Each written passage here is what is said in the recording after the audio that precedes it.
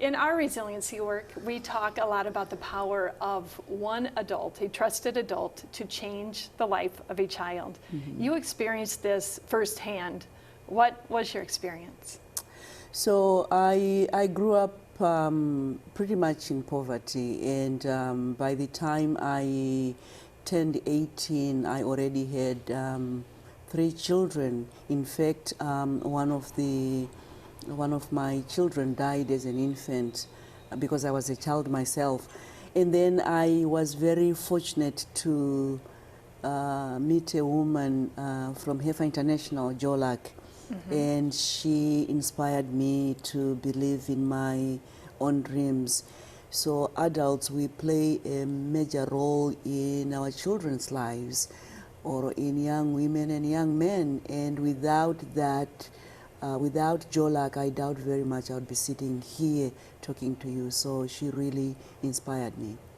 So when Joe Luck encouraged you to dream and to give voice to those dreams, what came out of you? What were those dreams that were on your heart? I wanted to have an education more than anything. So when Joe Luck talked about how her organization has changed lives, especially among young women, and I said, really? Can I go back to school? Can I have an education? And she said, if those are your dreams, it's achievable. So I said, I want to have an undergraduate. I want to have a master's. And I want to have a PhD. Those were my dreams. And your mother encouraged you to write those down and do what? So after meeting with Jolak, I went to my mother and I said, Mother, I met this woman and she made me believe in my dreams. And my mother said, if you truly believe in what this woman said to you, write down your dreams and bury them. And I come from a culture where when a child is born, they normally take the child's umbilical cord and they wrap that umbilical cord in the mother's old dress and bury it deep under the ground near the heart where the child is born, with the belief that when the child grows, wherever the child goes, whatever happens in their life, the umbilical cord will always remind them of their birthplace. So my mother realized that I needed some faith in my own life.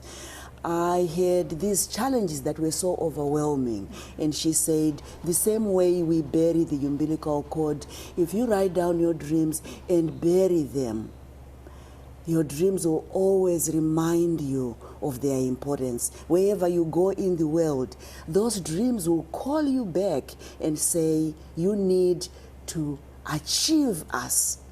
And that's why I wrote down initially I had written down my 4 dreams.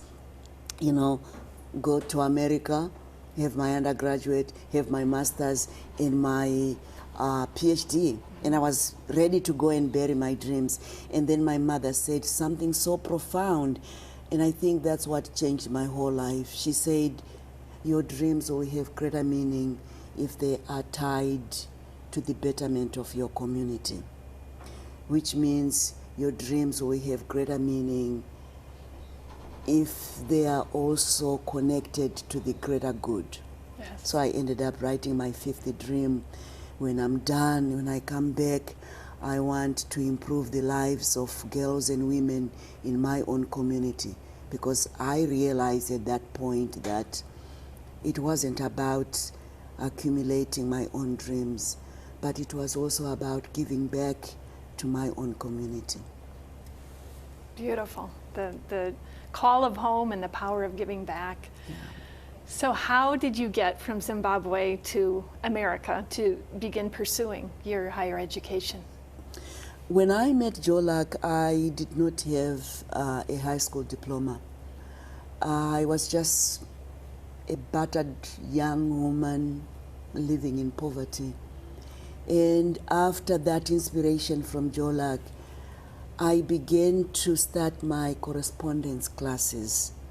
And I did my GED. It took me almost 10 years to get my GED. 10 years of not getting enough tuition to do the next class. And when I finished my GED, I applied to come to America and got accepted at Oklahoma State University. And so what did you do after earning each degree, after achieving each of those goals? You did something very momentous. So when I came to America, after achieving my undergraduate and my master's, I had an opportunity to go back home. And I would go back to the place where I had buried my dreams and dig them up. And I would check each dream as I was achieving it. And I could see the dreams that were still to be achieved. And somehow digging those dreams and reburying them energized me. And I would come back to America with this new energy, with this hope that I'm going to achieve my dreams. So when I also achieved my PhD, I went back and I did the same thing. I knew this segment would go fast, and it did. I'm leaving you viewers with this tip that saw Tererai from her home country to begin achieving her dreams. If you believe in your dreams, they are achievable.